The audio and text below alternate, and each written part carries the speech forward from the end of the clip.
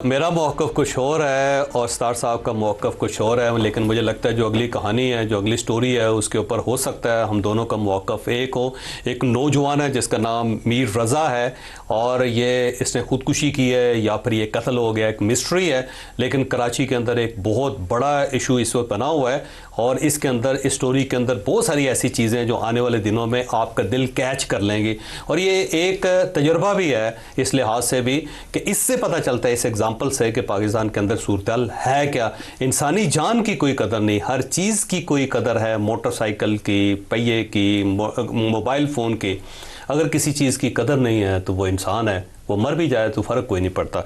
नौजवान है, बीबीए कर रहा है ये, और इसने एक छोटा सा अपना एक कारोबार भी स्टार्ट किया वॉफल्स का, और बड़ा अच्छे इसने 2 आउटलेट्स बनाए, बड़ा कामयाब है। लेकिन इसके अंदर इसने कुछ पैसे लोगों से लिए अपने कारोबार के लिए। 2 थ्योरीज़ हैं। एक थ्योरीज़ तो ये है कि शायद ये क्योंकि डिफेंशियल हो गया था तो प्रेशर में था तो इसने ख़ुदकुशी कर ली, क्योंकि जाते हुए अपने गार्ड्स की रिवॉल्वर, उसका पिस्टल ले गया था। 28 जुलाई की रात को ये वाक़या हुआ, 4:08 पे गया। उसके बाद 2 दिन गायब रहा, फिर इसकी लाश मिली किसी जगह से। उसके बाद फिर पुलिस ने इसे ख़ुदकुशी का वाक़या डिक्लेयर कर दिया। उसके बाद इसकी तदफीन हो गई। वालिद ने शोर किया कि निजी ज़्यादती है, इसको कत्ल किया गया। उसके बाद वो कोर्ट चला गया, अदालत ने दोबारा कवर कुशाई करके और उसे कहा जी कि इसका दोबारा इसका पोस्टमार्टम किया जाए। अभी पोस्टमार्टम के लिए जो गवर्नमेंट ने एक बनाया, जो बेंच बनाया, प्रॉपर जो है मेडिकल टीम बनाई है, उसके ऊपर वालिद साहब जो है मुतमईन नहीं है और वो कहते हैं कि जी हमें कबूल नहीं है, और उन्होंने आज कबर उसकी खोल लेनी थी। ये है हकीकत। लेकिन कराची का ये इशू है, ये ज़हन में रखें सर, कि पाकिस्तान के अंदर लोग मरते रहते हैं। कोई बस गिर जाए, वो उसके अंदर खाई में गिर गई, कोई 30-35 लोग मर गए। किसी जगह कोई अटैक हो जाता है, 25-30 लोग उसके अंदर शहीद हो जाते हैं, मर जाते हैं। हमारे जो आर्म्ड फोर्सेस हैं, जो हमारे पुलिस वाले हैं, वो रोज़ शहीद होते रहते हैं।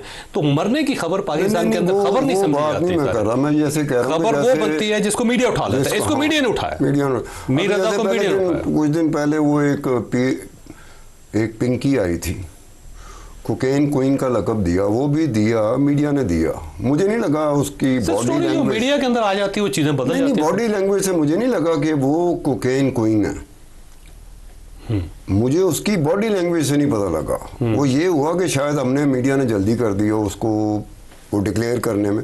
अब कोकेन क्वीन या मनशियात का धंधा करने वाला या ड्रग बैरन, मतलब पैब्लो एस्कोबार था, उसकी बॉडी लैंग्वेज या जो भी स्टोरी है 1987 से लेकर जो पहली दफ़ा फोर्ब्स की लिस्ट आई, वो तो डॉन्स है ना, वो तो बिलियनर्स होते हैं। क्वीन क्या होती? क्वीन डॉन नहीं होती। क्वीन तो किसी को भी कहा जा सकता है। नहीं, आपको मैं प्रिंस कहता हूं ऐसे।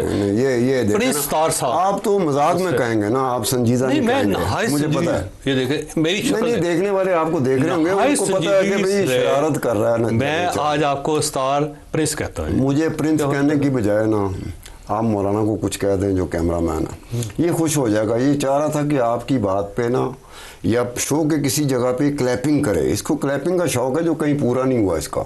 ये चाह रहा है आपके मेरे शो में वो शौक पूरा कर सके, आप उसको दे सकते हैं। लेकिन मेरा ये है कि सर एक चीज़ ये सतार साहब ज़हन में रखें सर, कि जान जो है ना अल्लाह ताला देता है, जान लेता है अल्लाह ताला, ठीक है। जहाँ पे जान की कदर नहीं होती तो इसका मतलब ये हुआ कि आपने अल्लाह ताला की नौज़-बिल्लाह तौहीन किया आपने, क्योंकि ज़िंदगी जो है सबसे बड़ी अलामत है यहाँ पे। सर ये पूरी कायनात है ना, इसके अंदर 200 बिलियन गैलेक्सीज़ हैं, और एक गैलेक्सी के अंदर जो स्टार्स होते हैं ना, वो 450 अरब स्टार्स होते हैं एक गैलेक्सी के अंदर। और जो नॉन कायनात है ना पूरी की पूरी, उसमें सिर्फ ज़मीन वाहिद चीज़ जगह है जहाँ पे ज़िंदगी इस वक्त मौजूद है। ज़िंदगी इतनी इंपॉर्टेंट है, लेकिन जिस मुल्क के अंदर ज़िंदगी की कदर नहीं होती ना सर, उसके ऊपर बरकत नहीं होती। मुल्क की बात एक हो जाती। कराची, वैसे मैं एक हवाले से बात करता हूँ। कराची को एक ख़ास किस्म का एक है कि एक वाक़या कराची में हो जाता है, उसी तरह का वाक़या बाकी सर जिसको मीडिया उठा लेता है वो सर नहीं। कराची के अंदर लोग मरते हैं, जिसको मीडिया इंपॉर्टेंस नहीं देता, वो बेचारा मर गया बस। भाई ये एमक्यूएम का दौर नहीं है जब बोरियों में लाशें मिलती थी, चलो ठीक है, समझ में आता। हम पहले कहीं और नहीं हुआ था, वो एमक्यूएम के दौर में हुआ था, वो तो समझ में आती कि आपका ख्याल ये मीडिया स्टंट है? ये नहीं, मैं उसको स्टंट नहीं कह रहा। मैं ये कह रहा हूँ कि आउट ऑफ प्रपोर्शन ब्लो करना, अच्छा ज़्यादा आउट ऑफ प्रपोर्शन ब्लो करना, कि जो बाकी जुराइम है ना, जहाँ कहीं हो रहे हो, पंजाब में हो रहे हो, लाहौर शहर में हो रहे हैं, जो होता है वो डाई डाउन होना शुरू हो जाता है। ओवर प्ले आपके कहते हैं, ओवर प्ले ऐसे लगा मैं जो कोकेन क्वीन थी ना, वहां से मैंने गेज किया, मैं कहा यार भाईजान कोकेन क्वीन नहीं हो सकती। मैंने शर्त अपने दोस्तों के साथ लगा ली, जर्नलिस्टों के साथ, मैं कहा यार मेरे पास इन्फॉर्मेशन कोई नहीं है। उसका ट्रायल हो रहा है, वो गिरफ्तार हुई है, पूरा नेटवर्क पकड़ा गया है सारा, जिनको सप्लाई करती थी उनकी लिस्टें आई हैं, उनको गिरफ्तार कर लिया गया है। आप कहते हैं नहीं, अगर ये बात वो पकड़ी गई, आप कह रहे हैं ट्रायल हो रहा है, नेटवर्क पकड़ा गया। अच्छा, उसका भाई लाहौर से गिरफ्तार हुआ। अच्छा, उसका जो क्लाइंट थे वो तो बड़े पावरफुल लोग, क्लाइंट भी पकड़े गए। कौन सा बंदा? बहुत इन्फ्लुएंशियल हो, जरा बताएं सर। इन्फ्लुएंशियल अगर होगा तो आ जाएगा सामने। नहीं, इन्फ्लुएंशियल कभी नहीं आएगा। सिंध गवर्नमेंट के लिए बहुत बड़ा टेस्ट केस है कि जो मुस्तफीद होते रहे पिंकी से, क्वीन ऑफ कोकेन क्वीन से, उनमें से कोई एक बंदा भी, ये सिंध गवर्नमेंट का, सिंध पुलिस का टेस्ट केस है, होना चाहिए, जो है वो नहीं है, लेकिन जो मुस्तफीद होते रहे, देखिए वो सर्विस देती थी, वो पिंकी सर्विस देती थी ना, जो सर्विस लेने वाले थे वो बहुत इन्फ्लुएंशियल है, तो सर्विस लेने वालों का अभी तक मैंने नाम नहीं सुना। ठीक हो गया। पर मीर रज़ा जो है, ये केस एक टेस्ट केस है, ये केस मेरा ख्याल है पुलिस के लिए भी टेस्ट केस है, अदलिया के लिए टेस्ट केस है, और साथ साथ एज ए ह्यूमन बीइंग जो कराची के लोग हैं उन सब के लिए भी टेस्ट केस है कि एक अगर नौजवान मारा गया है या उसने ख़ुदकुशी की है, अगर पुलिस डिपार्टमेंट या सारा डिपार्टमेंट्स मिल के सारे अगर ये भी डिस्कवर नहीं कर पाते तो इन डिपार्टमेंट्स का फ़ायदा क्या है। इंसानी जान की कदर होनी चाहिए, क्योंकि फरमाया गया है कि अगर एक बेगुनाह आदमी का जो कत्ल है पूरी दुनिया का कत्ल होता है, तो एक आदमी अगर मर गया है और यहाँ पे मरते रहते हैं रोज़ाना और हमें उसकी तो कदर नहीं होती। मुझे एक बात बताएं, हम मीडिया में ये बात करते रहते हैं, आपको मेरी बात पे ब्रेक याद आ गई। पहले जब मैंने कहा था आपने ब्रेक नहीं ली, मेरी बात पे आपको मैं कहता हूँ आप ब्रेक भी लगाया करें, जो कोकीन की आपने गर्दान की छोटी सी ब्रेक के बाद दोबारा हाजिर होते हैं। प्रोग्राम में दोबारा खुशामदीद। दो इश्यूज़ हैं एंड पे।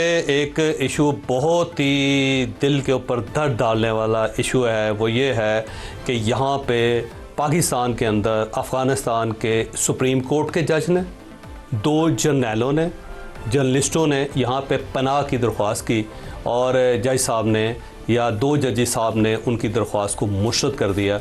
ये होता है जब कोई मुल्क तबाह हो रहा हो या मुल्क की कदर ना की जाए, तो फिर दूसरे मुल्कों के अंदर ना जर्नलों को पनाह मिलती है, ना जजेस को पनाह मिलती है, ना सहाफ़ियों को पनाह मिलती है, ना ही वहाँ पे बड़े बड़े ज़मींदार और बड़े बड़े सियासतदानों को पनाह मिलती है। पेशावर का वाक़या है, कल पेशावर हाई कोर्ट के अंदर ये केस था और वहाँ पे 8 लोगों ने अप्लाई किया हुआ था कि हमें आर्जी तौर पे पनाह दे दी जाए पाकिस्तान के अंदर। दो उसके अंदर जनरल से, एक जनरल्स जो थे उनका नाम जनरल शरीफी है और ये बेसिकली जो उनकी फ़ौज थी अफ़गान मिली उर्दू उसको कहते हैं, उर्दू लश्कर को कहते हैं, फ़ौज को कहते हैं, तो उसके अंदर जनरल था, यानी फुल फ्लज जनरल। और उसके बाद जो दूसरे हैं वो सदारती जो इनका है ना प्रेसिडेंशियल प्रोटेक्टिव सर्विस थी, जैसे सदर को प्रोटेक्ट करना होता तो उसकी सिक्योरिटी के थे, उसके नाम था अब्दुल मजीद। और ये अब्दुल मजीद साहब जो हैं ये भी जनरल थे। इन दोनों ने यहाँ पे पाकिस्तान के से दरख्वास्त की कि जी हमें आर्जी तौर पे पनाह दे दी जाए। मसला हाई कोर्ट गया और जज साहब ने जो मामला है उसको वजारत दाखिला के पास भेज दिया। इस तरह जलील होते हैं लोग अगर अपने मुल्क की कदर ना करें। उसके साथ साथ एक जज हैं अब्दुल्ला मोहम्मदी उनका नाम है और सुप्रीम कोर्ट के जज थे, वो सुप्रीम कोर्ट ऑफ अफ़गानिस्तान के जज हैं, पाकिस्तान के अंदर जलीलो ख्वार हो रहे हैं और अदालतों के अंदर धक्के खा रहे हैं कि हमें आर्जी तौर पे यहाँ रहने का मौका दे दिया जाए। इसके साथ जर्नलिस्ट भी थे। मुल्क की कदर करनी चाहिए। मुल्क है तो सब कुछ है, मुल्क नहीं है तो कुछ भी नहीं है। फिर जनरल हो, जर्नैल हो या जस्टिस हो, सारे के सारे जो हैं पनाह मांगते रहते हैं और ख्वार होते रहते हैं, जलील होते रहते हैं। पैसा काम आता है, ना ज़मीन काम आती है, ना ओहदा काम आता है। ये अल्लाह ताला का कोई ख़ास करम होता है, उस चीज़ का ख्याल रखना चाहिए।